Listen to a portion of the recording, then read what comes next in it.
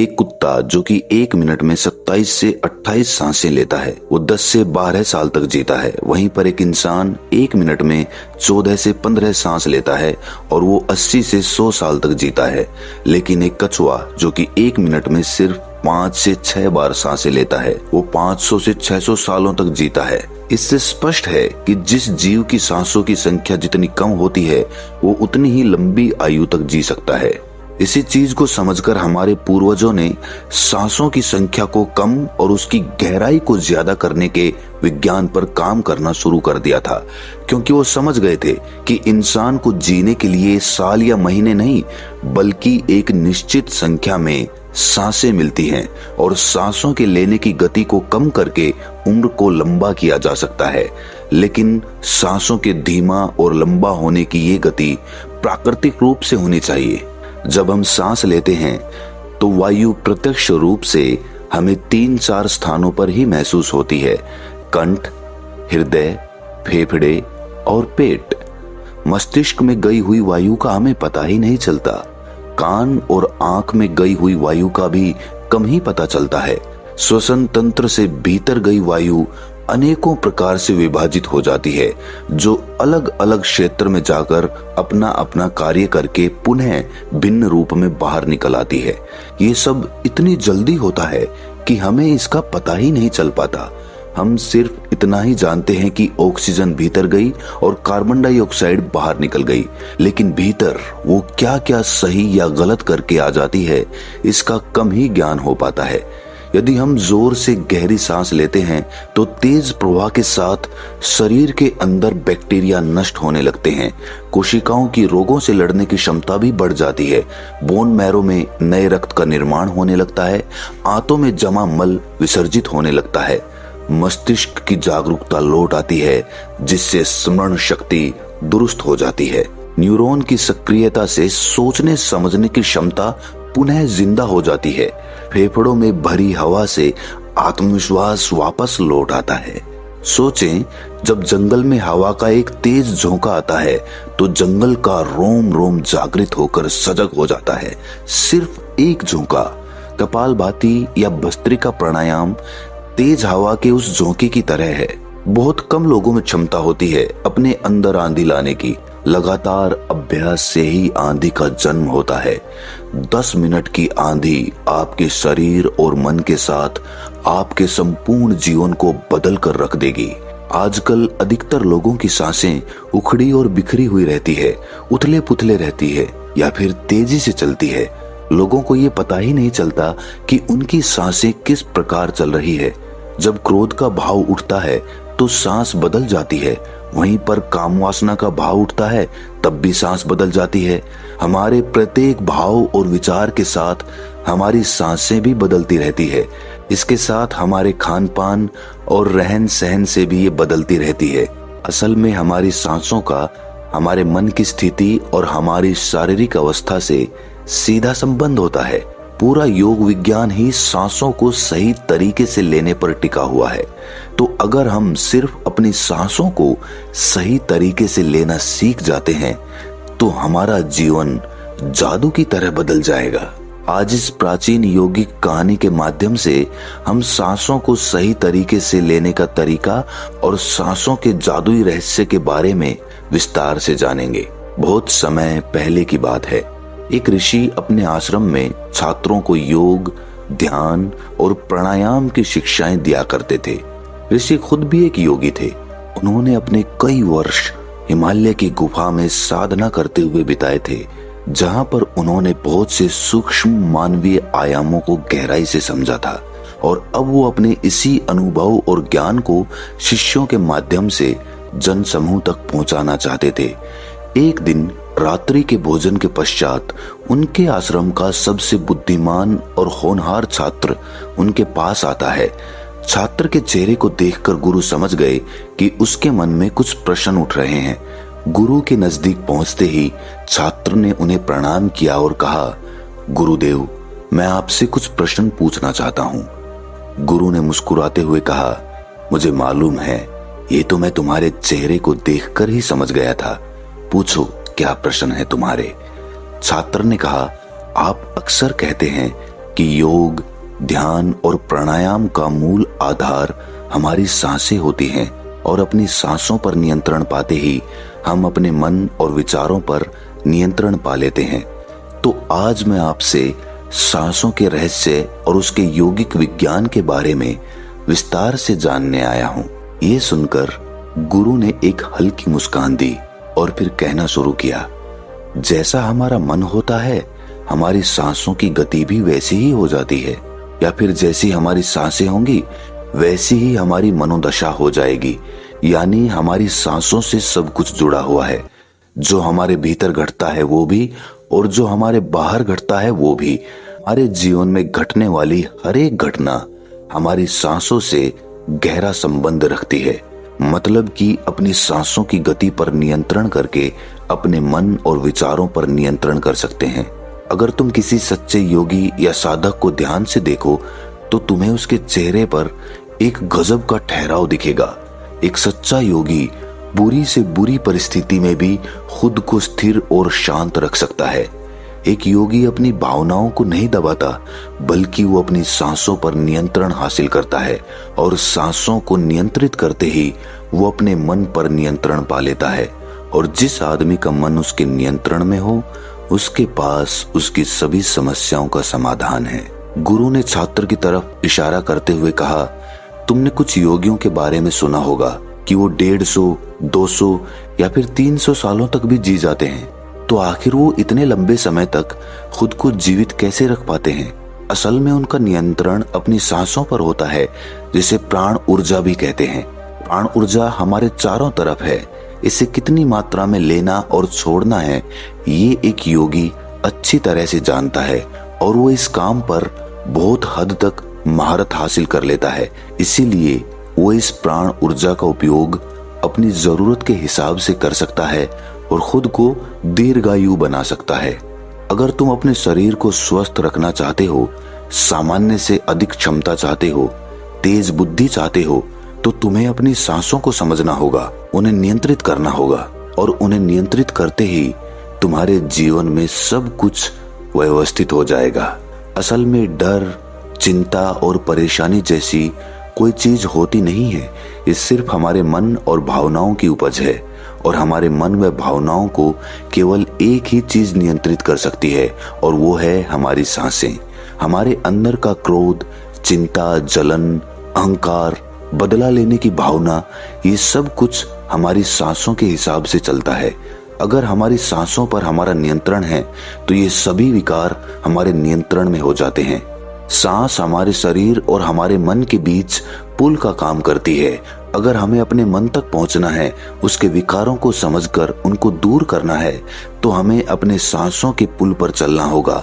हमें अपने सांसों के जरिए अपने मन तक पहुंचना होगा और यही एकमात्र रास्ता है अपने मन को समझने का।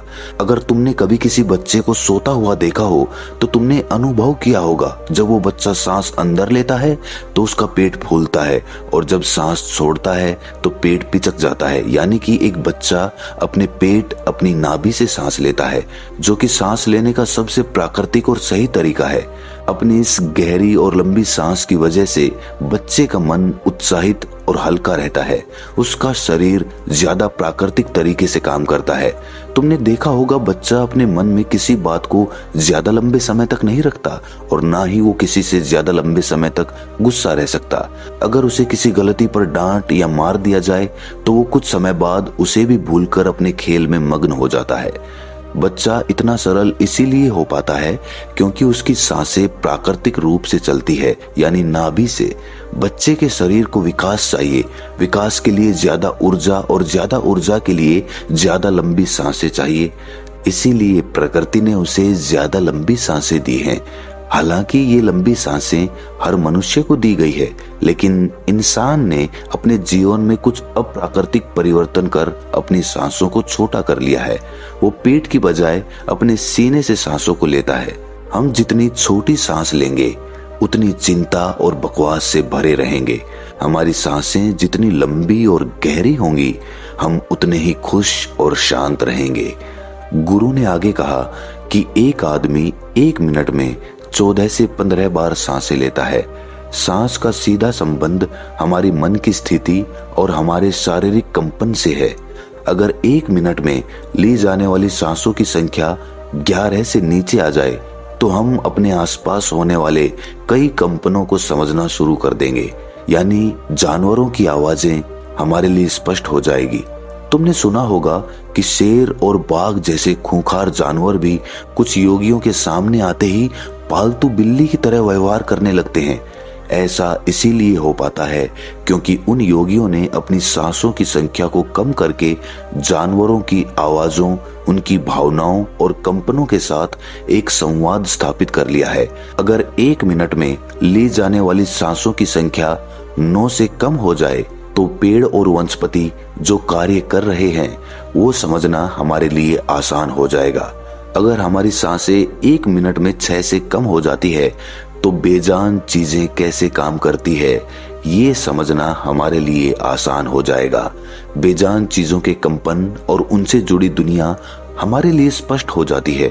दूसरे शब्दों में कहा जाए तो ब्रह्मांड की प्रकृति समझी जा सकती है और ऐसी स्थिति पर पहुंचकर ही बहुत से योगी और ऋषि मुनि ब्रह्मांड के रहस्यों और उनमें घटने वाली घटनाओं की भविष्यवाणी कर देते हैं। हमारा शरीर जितना स्थिर होगा हम उतनी ही कम सांसें लेंगे। अगर हम अपने पूरे शरीर को स्थिरता के एक निश्चित स्तर पर ले जाएं और बहुत तेज सांस ना लें तो हमारा बोध बढ़ता चला जाता है। दोस्तों, योग विज्ञान के अनुसार एक साधक अपनी सांसों पर नियंत्रण करके ऐसी बहुत सी चीजें कर सकता है जो साधारण इंसान के जीवन से परे है। योगिक परंपरा में तो ये भी कहा जाता है कि अपनी सांसों को घंटों तक रोककर एक आदमी एक नए मानवीय आयामों का अनुभव कर सकता है। ऐसी बहुत सी बीमारियां जो जानलेवा हो सकती हैं या जिनका कोई इलाज नहीं है, उन्हें केवल अपने मन और दिमाग पर नियंत्रण रखकर ठीक किया जा सकता है। अपनी सांसों पर नियंत्रण करके व्यक्ति एक ऐसी मानसिक स्थिति तक पहुंच सकता है जहां जीवन में आने वाले उतार चढ़ाव उसे परेशान नहीं कर सकेंगे। कुछ लोगों को ये सब बातें कहानी लग सकती है क्योंकि आमतौर पर लोग ऐसा नहीं करते हैं और कोई भी चीज जिस पर उन्हें यकीन नहीं होता उसे अंधविश्वास कहकर नकार दिया जाता है। लेकिन पुरानी योगिक परंपराओं का पालन करने वाले लोग ऐसी बातों का दावा करते हैं। उन्हीं लोगों में से एक है स्वामी रामा। स्वामी रामा हिमालय की गुफाओं में रहा करते थे। उन्होंने बचपन से ही योग की प्रणालियों का अभ्यास शुरू कर दिया था। 1970 में स्वामी रामा एक अमेरिकन रिसर्च लेबोरेटरी में गए।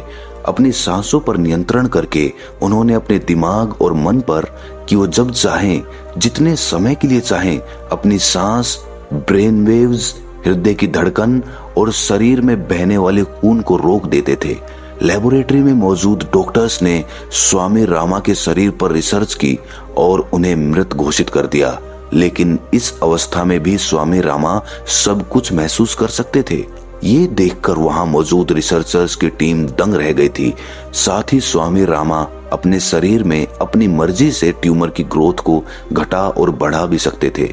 रिसर्चर्स की जिस टीम को हिमालयन योगियों के सारे दावे अंधविश्वास और पाखंड से भरे लगते थे, वो अचानक से उन्हें इनर साइंस प्रतीत होने लगे थे, एक भीतरी विज्ञान जो साधारण मनुष्य की कल्पना से भी परे है। सांसों को ध्यान पूर्वक लेना ये एक प्राचीन योगिक टेक्निक है। एक योगी जिसने अपनी सांसों पर नियंत्रण हासिल कर लिया है, वो जब चाहे अपनी सांसों को रोक सकता है। स्वामी रामा के अनुसार अगर आप अपनी सांसों को समझ गए तो आपके शरीर में होने वाली वो बीमारियां जिनका इलाज आज मेडिकल साइंस के पास भी नहीं है, सांसों के माध्यम से उन्हें भी ठीक किया जा सकता है। श्वास के गूढ़ रहस्यों को समझाने के लिए बाद में स्वामी रामा ने अपने कुछ साथियों के साथ मिलकर एक किताब भी लिखी है जिसका नाम है साइंस ऑफ डेथ। गुरु ने आगे कहा, जब सांस विचलित होती है तो मन भी अस्थिर हो जाता है, लेकिन जब सांसें शांत होती है तो मन भी स्थिर हो जाता है और योगी दीर्घायु हो जाता है। इसीलिए हमें अपने स्वास्थ्य पर नियंत्रण करना सीखना चाहिए। गुरु ने शिष्य की आंखों में देखते हुए कहा, तुम्हें क्या लगता है, क्या तुम जितनी लंबी सांसें अंदर लेते हो उतनी ही लंबी सांस बाहर भी निकालते हो? नहीं, सामान्य स्थिति में हम जो सांस अंदर लेते हैं उसकी लंबाई 10 अंगुल होती है और सांस बाहर निकालते समय इसकी लंबाई 12 अंगुल हो जाती है। यहाँ 1 अंगुल का मतलब 1 अंगुली मोटाई से है। हमारी रोजमर्रा की जिंदगी में कुछ काम ऐसे होते हैं जिन्हें करते समय जितनी लंबी सांस अंदर जाती है उससे कई गुना ज्यादा लंबी सांस बाहर निकल जाती है। भोजन करते समय बाहर निकलने वाली सांस की लंबाई 16 से 17 अंगुल होती है। तेज चलते समय इनकी लंबाई 22 से 24 अंगुल हो जाती है। दौड़ते समय निकलने वाली सांसों की लंबाई 45 से 50 अंगुल तक पहुंच जाती है। संभोग करते समय 50 से 60 अंगुल। सोते समय नींद में बाहर निकलने वाली सांसों की लंबाई 60 से 70 अंगुल तक पहुंच जाती है। इसीलिए हमारे शास्त्रों में काम और क्रोध पर नियंत्रण रखने की बात कही गई है, क्योंकि ये हमारी प्राण शक्ति को क्षीण कर देती है। श्वास को इंसान की प्राण शक्ति भी कहा जाता है। जब एक 200 वर्षीय व्यक्ति से उसकी लंबी उम्र का राज पूछा गया तो उसने 2 ही चीजें बताई। पहला, नाभि तक भरकर पूरी सांस ले, और दूसरा, रीढ़ की हड्डी को हमेशा सीधा रखें। साधारण सी लगने वाली ये दोनों बातें योग और प्राणायाम की दृष्टि से बहुत महत्वपूर्ण है। असल में शरीर के अंदर जाने वाली सांस की लंबाई कम और बाहर निकलने वाली सांस की लंबाई ज्यादा होती है।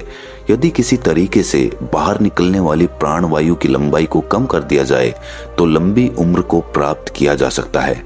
स्वर शास्त्र के अनुसार यदि बाहर निकलने वाली प्राण वायु की लंबाई 1 अंगुल कम हो जाए तो व्यक्ति निष्काम हो जाता है, यानी उसके अंदर काम वासना खत्म होने लगती है। 2 अंगुल कम होने से आनंद की प्राप्ति होती है। 3 अंगुल कम होने से लेखन शक्ति बढ़ती है। 4 अंगुल कम होने से वाक सिद्धि प्राप्त हो जाती है। 5 अंगुल कम होने से आदमी को दूर दृष्टि प्राप्त होती है। 6 से 7 अंगुल कम होने से साधक के अंदर अति तीव्र गति से चलने की शक्ति आ जाती है। वो कुछ ही पलों में एक स्थान से दूसरे स्थान पर पहुंच सकता है। 8 अंगुल कम होने से साधक को 8 सिद्धियां प्राप्त हो जाती हैं। पवन पुत्र हनुमान को 8 सिद्धि नवनीत के दाता इसीलिए कहा जाता है क्योंकि उन्होंने 8 सिद्धियों को प्राप्त कर रखा है।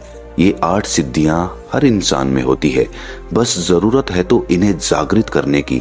बाहर निकलने वाली सांसों की लंबाई 12 अंगुल कम होने पर योगी को इच्छा मृत्यु प्राप्त हो जाती है। फिर वो जब चाहे तब तक खुद को जीवित रख सकता है।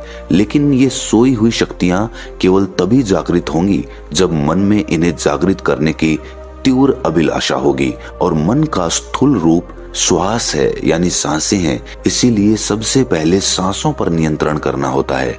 भगवान शिव पार्वती को बताते हैं कि रात में ईड़ा नाड़ी और दिन में पिंगला नाड़ी को रोकने में जो सफल हो जाता है वही असल में सच्चा योगी होता है। नाड़ियों के विज्ञान के बारे में हम किसी और वीडियो में विस्तार से बात